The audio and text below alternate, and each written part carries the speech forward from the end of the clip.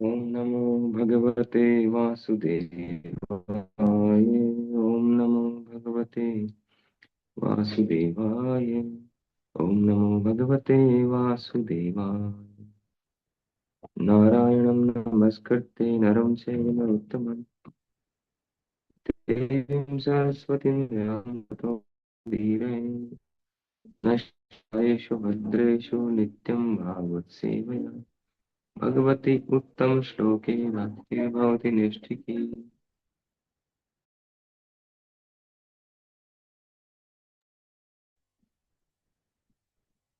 श्रीमद् भागवतम स्कंद एक अध्याय 9। भगवान श्री कृष्ण की उपस्थिति में विश्वदेव का देह त्याग। श्लोक संख्या 21। सर्वात्मन समुद्रशो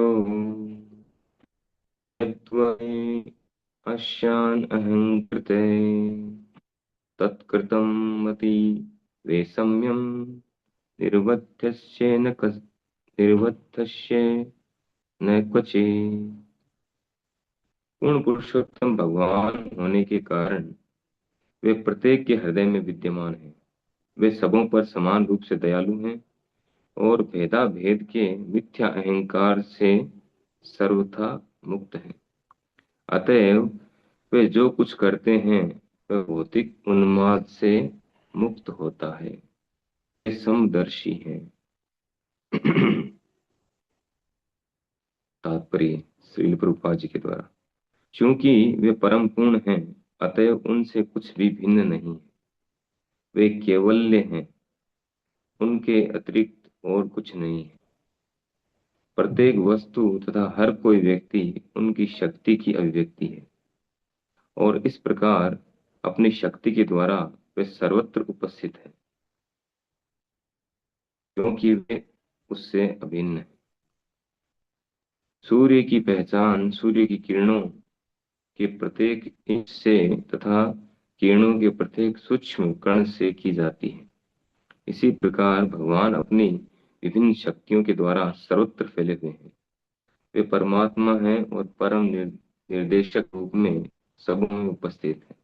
अतएव वे पहले से ही जीवों के सारथी तथा उपदेशक मंत्री हैं। अतएव जब वे सारथी के रूप में स्वयं प्रकट होते हैं तो उनके उच्चस्थ उनकी उच्चस्थ स्थिति में कोई अंतर नहीं पड़ता। ये तो भक्तिमय सेवा की शक्ति है जो उन्हें सारथी या दूत के रूप में प्रदर्शित करती है। क्योंकि जीवन की भौतिक अवधारणा से उनका कोई सरोकार नहीं रहता, क्योंकि वे परम आध्यात्मिक सत्ता है। अतएव उनके लिए कोई कर्म न तो उत्कृष्ट है और न निकृष्ट। पूर्ण पुरुषोत्तम भगवान होने के कारण उन्हें मिथ्या अहंकार नहीं होता। अतएव वे अपने को किसी वस्तु से भिन्न नहीं मानते। उनमें अहंकार का भाव संतुलित रहता है। अतएव वे अपने शुद्ध भक्त के सारथी बनकर अपने को निकृष्ट नहीं मानते। ये तो शुद्ध भक्त की महिमा ही है कि वे अपने प्रिय भगवान से सेवा करा लेता है। श्रील प्रभुपाद की जय। सूत गोस्वामी जी शौनक आदि ऋषियों से ये प्रसंग बता रहे हैं।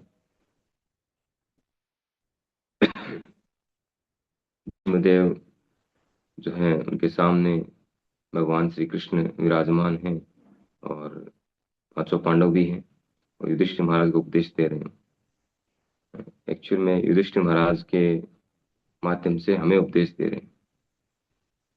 ये सब लीला है।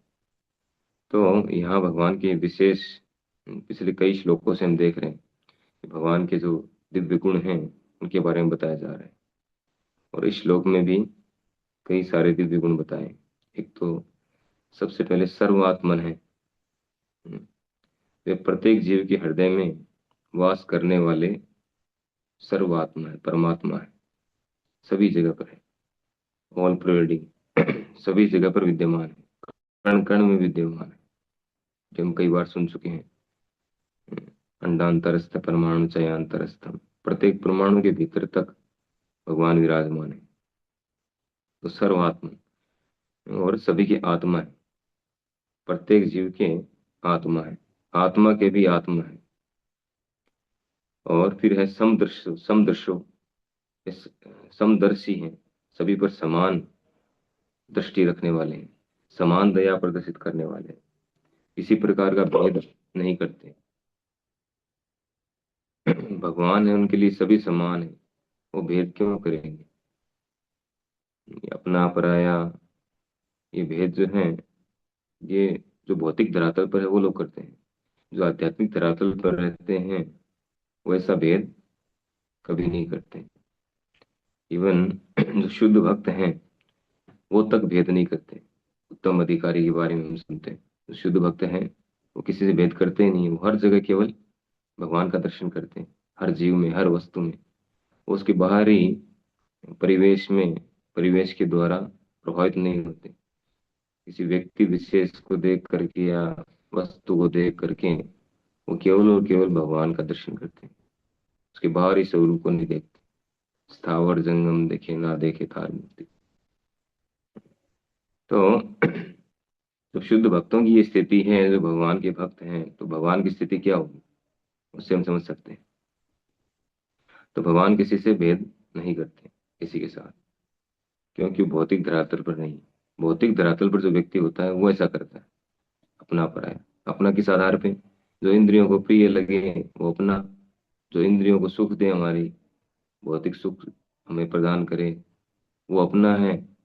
और जो हमें सुख सुविधाएं प्रदान न करे वो पराया है। उसके साथ राग द्वेष, और जो इंद्रियों को सुख प्रदान करे उसके साथ प्रेम। लेकिन भगवान के साथ ऐसा नहीं। वे एनी टाइम वे अच्युत हैं, कभी अपनी स्थिति से गिरते नहीं। तो वे सबों पर समान रूप से दयालु हैं, किसी तरह का कोई भेद नहीं करते, और भेदा भेद के मिथ्या अहंकार से सर्वथा सर्वथा मुक्त है। जो मिथ्या अहंकार है वो इसका कारण है। भेद अभेद करने का कारण जो है वो है मिथ्या अहंकार, फॉल्स ईगो। फॉल्स ईगो यानी मैं शरीर, जैसे हम लोग इस शरीर में आते हैं, हमें शरीर मिलता है, मिलते हम शरीर के साथ अपना एक रिलेशन बना लेते हैं, संबंध। इवन शरीर को ही खुद मानने लग जाते हैं कि शरीर ही मैं हूं, अहम ममेति, भगवान ऋषभ देव कहते हैं। तो वो शरीर को जो है स्वयं मानने लग जाते हैं। इस कारण से ही ये अपना पराया का भाव आता है। शरीर को जो सुविधाएं देगा वो अपना है, शरीर को सुविधाएं नहीं देगा वो पराया। लेकिन भगवान के शरीर में भगवान में कोई अंतर नहीं है। वो कोई भौतिक शरीर धारण करते नहीं है, उनका शरीर सच्चित और आनंद है। तो भगवान के साथ ये कंडीशन नहीं है, सच्चिदानंद में है। तो हमारे साथ ही कंडीशन है, हमारा शरीर अलग है, हम अलग है, इसलिए हम शरीर के साथ अपनी पहचान करते हैं। लेकिन भगवान के साथ ऐसा बिल्कुल भी नहीं है। सच्चिदानंद विग्रह, ब्रह्मा जी इस बात को बताते हैं, ईश्वर है परम कृष्ण है, सच्चिदानंद विग्रह। उनका जो विग्रह है, उनका जो स्वरूप है वो सच्चित और आनंद में है। चाहे किसी भी रूप में आए हो, वो जिस रूप में भी आते हैं, वो सारे रूप उनके सच्चिदानंद विग्रह ही होते हैं। उनमें और उनके रूप में अंतर नहीं है, कोई दो चीजें नहीं है। हमारे साथ ऐसा है, हम अलग हैं, हम आत्मा है, हम सच्चिदानंदमय हैं, लेकिन हमारा शरीर सच्चिदानंद में नहीं है, वो इसका अपोजिट है, असत अचित और निरानंद है। और हम सच्चिदानंद में हैं। और दोनों में, दोनों अपोजिट, एक मैटर है एक एंटी मैटर है, ये अंतर है। लेकिन भगवान के साथ ऐसा नहीं, भगवान पूरी तरह से सच्चिदानंद में है। उनमें उनके शरीर में कोई अंतर है ही नहीं, वो चीजें हैं नहीं, एक ही वस्तु है। इसीलिए फॉल्स ईगो उनमें कभी आ ही नहीं सकता है, मिथ्या अहंकार कभी आ ही नहीं सकता है। मिथ्या अहंकार तभी आता है जब शरीर के साथ, भौतिक शरीर के साथ हम अपनी पहचान करते हैं। इवन जो भक्त हैं, जो इस धरातल से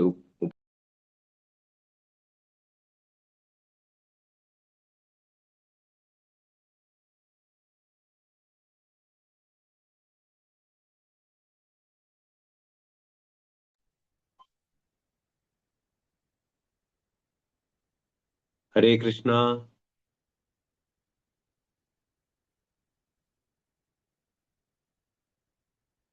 प्रभु जी शायद मीटिंग से निकल गए, लग रहा है नेटवर्क नहीं आ रहा। कृष्णा। हरे कृष्णा प्रभु जी। आगे प्रभु जी। थोड़ा नेटवर्क अब आ इशू गया। है। तो भगवान का न तो भौतिक शरीर है, इसलिए उनके साथ ये कंडीशन नहीं है। तो हम चर्चा कर रहे थे कि जो शुद्ध भक्त हैं, जो भौतिक शरीर में ही रहते हैं, फिर भी वो मिथ्या अहंकार से मुक्त हो जाते हैं। हम्म, तो भौतिक शरीर में रहते हुए अगर मिथ्या अहंकार से मुक्त हो सकते हैं, तो जिनका भौतिक शरीर है ही नहीं, उनके लिए क्या कहा जाए। हम्म, तो इसलिए भगवान कभी भी मिथ्या अहंकार के द्वारा प्रभावित नहीं होते।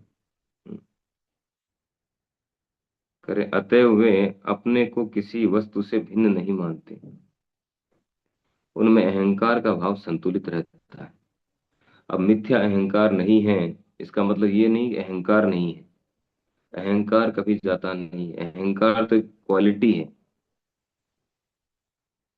ये क्वालिटी है, ये कभी नहीं जाएगा, ये गुण है। तो अहंकार का मतलब है कि मैं हूँ ये अहंकार है। जैसे हमारे लिए अहंकार क्या है, वास्तविक अहंकार क्या है, कि मैं हूँ, मैं बता, मैं आत्मा हूँ, सच्चिदानंद में हूँ, भगवान का अंश, भगवान का दास, भगवान का सेवक। हमारे लिए जो है ये अहंकार है, वास्तविक अहंकार। और मिथ्या अहंकार क्या है हमारे लिए, कि मैं शरीर हूँ, मैं राजस्थानी हूँ, मैं जयपुर का हूँ, मैं जम्मू का हूँ, मैं इस जाति का हूँ, मैं इस जाति का हूँ। ये फॉल्स इगो है सारे, मिथ्या अहंकार, उपाधियां। तो भक्ति करने से सारी उपाधियां चली जाती है, धीरे धीरे प्लेटफॉर्म चेंज हो जाता है। सर्व उपाधि विनिर्मुक्तम, सारी उपाधियों से व्यक्ति मुक्त हो जाता है। भगवान ने गीता में अंत में कहा, सर्वधर्मान परित्यज्य माम एकम शरणम व्रज। सारे धर्मों को छोड़ दो। ये सारे धर्म क्या है, यही सब तो है उपाधियां तरह तरह की। कितनी तरह की है, मैं इस जाति का हूँ, मैं इस धर्म का हूँ, मैं इस कुल का हूँ, मैं यहाँ का हूँ, इस देश का हूँ, इस राज्य का हूँ, इस जिले का हूँ। कितनी उपाधि है, एक के बाद एक। फिर कुछ हम पढ़ लिख के डिग्रियां ले लेते हैं और उपाधियां हो जाती है। मैं तो डॉक्टर हूँ, मैं इंजीनियर हूँ, मैं ये हूँ, पीएचडी कर लिया हमने, पीएचडी हो गए। कितनी सारी उपाधि है। तो इन सब उपाधियों से ऊपर उठना पड़ेगा, सर्व उपाधि विनिर्मुक्तम। तो वास्तविक अहंकार क्या है, कि मैं भगवान का दास हूँ। तो भगवान जो है वो हमेशा इन सब चीजों से परे हैं। अतः वे अपने शुद्ध भक्त के सारथी बनकर अपने को निकृष्ट नहीं मानते। हम किसी के सारथी बन जाएं या किसी का थोड़ा काम कर दें, तो अपने आप को निकृष्ट समझने लग जाते हैं कि यार मैं सी। इवन जब रथ यात्रा होती है, सड़क पे झाड़ू लगाना होता है ना, वो तो एक दिव्य कार्य है, सेवा है भगवान की। और आम व्यक्ति के लिए थोड़ी झाड़ू लगा रहे हैं, उसमें भी शर्म आती है ना। हर कोई नहीं लगाता आकर। मिथ्या अहंकार कूट कूट के भरा है हमारे अंदर। हम्म। लेकिन भगवान जो है, उनके साथ ऐसा नहीं है, वो इन सब से परे हैं, इसलिए अपने भक्तों के लिए कोई भी सेवा कर देते हैं, तैयार रहते हैं। ये सब चीजें जो ये लौकिक दृष्टि से है, ये भेदभाव जो है, ये भौतिक धरातल की चीजें हैं। और एक उदाहरण दिया प्रभुपाद जी ने, वे सबों पर समान रूप से दयालु हैं और भेदा भेद के, हाँ ये हो गए। अतः वे जो कुछ करते हैं वे भौतिक उन्माद से मुक्त होता है। भगवान जो भी कुछ करते हैं ना, वो सब भौतिक उन्माद से मुक्त है। हम जो कुछ करते हैं वो सब क्या है, भौतिक उन्माद है। मनोरथेन असति धावतो वही। हम मन के रथ पर सवार हैं, और जो भी करते हैं वो मन और इंद्रियों की संतुष्टि के लिए करते हैं। सारे कार्य हमारे मन और इंद्रियों को सेंटर में रख करके है। लेकिन भगवान इन सब भौतिक उन्माद से मुक्त है। वो यहाँ पे आते हैं, यहाँ लीलाएं करते हैं, फिर भी यहाँ किसी से प्रभावित नहीं होते। और वे समदर्शी हैं, सबके लिए समान दृष्टिकोण रखने वाले, समदर्शी, समदृश्य, अद्वैश्य, परम, और वे अद्वय हैं। तो समदर्शी कैसे हैं? ये प्रश्न युधिष्ठिर महाराज ने पूछा था नारद मुनि से कि भगवान समदर्शी कैसे हैं। उन्होंने तो शिशुपाल का वध कर दिया, तो समदर्शी कैसे हुए? भक्तों की तो दया करते हैं और असुरों को मारते हैं, कैसे समदर्शी हुए? तो ये बाहरी दृष्टिकोण है ना, भौतिक धरातल की बात है। लेकिन भगवान जो है, भगवान ने उस असुर को मारा, किसी भी असुर को मारा, उस असुर का रिजल्ट क्या हुआ वो देखना चाहिए, उसका परिणाम क्या हुआ। उसको मारने से उसका कल्याण हुआ कि उसका अकल्याण हुआ, ये देखना जरूरी है। तो जहां भी हम शास्त्रों में पढ़ते हैं किसी भी असुर को मारा गया, जो भी है, कहीं भी, तो भगवान के द्वारा अगर मारा गया तो उसका कल्याण ही होता है, कभी एक कल्याण नहीं होता है। इवन और कोई कारण से मारा जाएगा तो निश्चित रूप से नरक योनि में जाएगा वो, क्योंकि पूरी लाइफ उसने आसुरी कार्य किए। और अगर भगवान के द्वारा मारा गया तो सीधा या तो भगवान के धाम या ब्रह्म सायुज्य मिलेगा, उसको मोक्ष मिल जाएगा। तो इसमें उसका बुरा क्या होगा? लेकिन हम बाहरी दृष्टिकोण से देखते हैं तो हमें लगता है भेदभाव है। तो फिर उन्होंने हिरण्यकशिपु वाली स्टोरी बताई थी नारद मुनि जी ने युधिष्ठिर महाराज को, किस तरह से हिरण्यकशिपु को भगवान ने मारा आगे जाकर के, प्रहलाद की रक्षा की। दोनों घटनाएं, दोनों चीजें आ गई उसमें। प्रहलाद को किस तरह से प्रोटेक्ट किया हिरण्यकशिपु से, और अंत में हिरण्यकशिपु को मारा और उसका कल्याण हो गया। कैसे हुआ? जब प्रहलाद महाराज ने पूछा उनसे, नरसिंहदेव से, नरसिंहदेव ने पूछा क्या इच्छा है, तो उन्होंने कहा मेरे पिता की मुक्ति चाहता हूँ मैं, उनका कल्याण हो, यद्यपि आपके विरोधी थे वो। तो भगवान कहते हैं वो तो मुक्त हो चुका है, मेरा स्पर्श पाते ही वो मुक्त हो गए। भगवान ने खुद उनको अपनी गोदी के अंदर बिठाया। तो भगवान इतने पवित्र हैं, परम पवित्र हैं, उनका नाम लेने से हम पवित्र हो रहे हैं, तो वो किसी को टच कर लें साक्षात, तो सोचिए क्या होगा। तो हिरण्यकशिपु तो तुरंत मुक्त हो गया। और यहाँ तक कहते हैं त्रिसप्तेषु पिता पूत है, कि अगर किसी कुल में कोई एक भक्त हो जाता है, एक शुद्ध भक्त हो जाता है, तो उसकी 21 पीढ़ियां भगवत धाम चली जाती। तो ऑलरेडी वो तो मुक्त था। हम्म, बाहरी दृष्टि से हम देखें तो। और वैसे तो जय विजय थे, तो भगवान के पार्षद थे, वो लीला चल रही थी। तो उसको मारना भी उसका कल्याण है।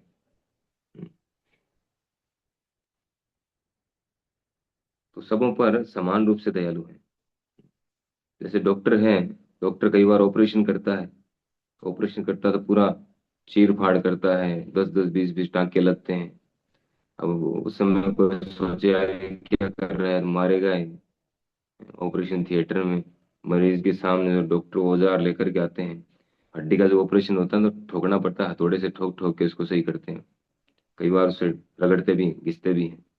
अभी हमारे एक भक्त ने ये रियलाइजेशन किया है, साक्षात्कार हुआ उनका, भाग्यवान प्रभु का। वो साक्षात देख रहे थे उनकी हड्डी का जो ऑपरेशन हुआ, कैसे उसकी रगड़ाई की गई मशीन से। तो उस समय अगर वो सोच लें कि डॉक्टर तो मुझे मारेगा, ये औजार लेकर के क्या कर रहा है, और डर करके वो ऑपरेशन नहीं कराए, तो क्या होगा उन्हें? और ज्यादा कष्ट भोगना पड़ेगा, होल लाइफ उनको कष्ट भोगना पड़ेगा। तो इसी तरह से भगवान ये ऑपरेशन करते हैं भक्तों को ट्रीट करने के लिए, भक्तों को सुधारने के लिए। भक्त तो उनके शरणागत हैं ही, लेकिन अभक्त जो उनके शरणागत नहीं है, जो दुखी हैं और ज्यादा दुखी होने वाले कार्य कर रहे हैं, तो उनको ठीक करने के लिए ऑपरेशन करते हैं, ऑपरेशन चलता है। तो इस प्रकार रिजल्ट अंत में रिजल्ट देखना चाहिए, रिजल्ट क्या है। तो रिजल्ट समान है, भक्तों को जो आनंद मिलता है उनको भी वही आनंद मिलता है आगे जाकर। तो भगवान किसी से भेद नहीं करते हैं, समदर्शी हैं, सबों पर समान दृष्टिकोण रखते हैं।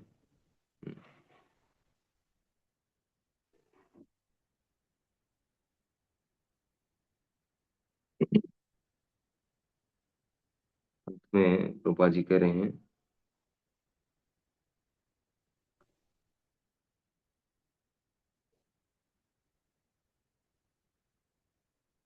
एक बात और जो कही इसमें, कि वे केवल्य हैं, उनके अतिरिक्त और कुछ नहीं है। प्रत्येक वस्तु तथा हर कोई व्यक्ति उनकी शक्ति के व्यक्ति है, और इस प्रकार शक्ति के द्वारा वे सर्वत्र उपस्थित है। तो भगवान अपनी शक्ति के द्वारा सभी जगह उपस्थित है। एग्जाम्पल दिया सूर्य का। जैसे सूर्य जो है, हम सूर्य को कैसे समझ सकते हैं, कैसे जानते हैं सूर्य को? सूर्य प्रकाश के द्वारा जानते हैं। सूर्य प्रकाश नहीं हो तो हम सूर्य की उपस्थिति को नहीं समझ पाएंगे। इवन सूर्य को हम देख भी रहे हैं, किस कारण से? सूर्य प्रकाश के कारण। अगर सूर्य प्रकाश नहीं हो तो हम सूर्य को देख भी नहीं पाएंगे। सूर्य प्रकाश के कारण ही हम सूर्य को देख पा रहे हैं। हमारे पास ऐसी कोई टॉर्च नहीं कि हम सूर्य को देख लें।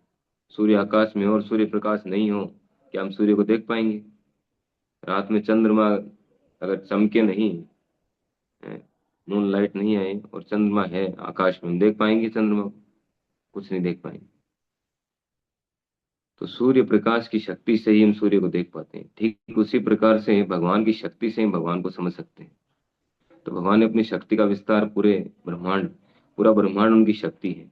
ब्रह्मांड में जो जो चीजें हैं, एक एक जो पार्टिकल जो है, परमाणु तक भगवान की शक्ति है। तो उसको एनालिसिस करेंगे हम। एक साइंटिस्ट ने कहा है ना कि अगर कोई ठीक से अध्ययन करे, विज्ञान का ठीक से अध्ययन करे वैज्ञानिक रूप से इस सृष्टि का, तो उसको भगवान को स्वीकार करना ही पड़ेगा, उसको मानना पड़ेगा कि भगवान है। बहुत बड़े साइंटिस्ट का स्टेटमेंट है। तो भगवान अपनी शक्ति के द्वारा सभी जगह व्याप्त है। तो ये भगवान के दिव्य गुण हैं, विशेष गुण हैं, जो अचिंत्य हैं, हमारी समझ के परे हैं। हमें प्रयास करना चाहिए समझने का, लेकिन जब तक हम भी उस स्थिति में नहीं आएंगे, हम पूरी तरह से नहीं समझ पाएंगे। बार बार सुनेंगे, तब हमारा कॉन्सेप्ट क्लियर होगा। हरे कृष्णा। श्रीमद् भागवत महापुराण की जय। श्री प्रभुपाद की जय।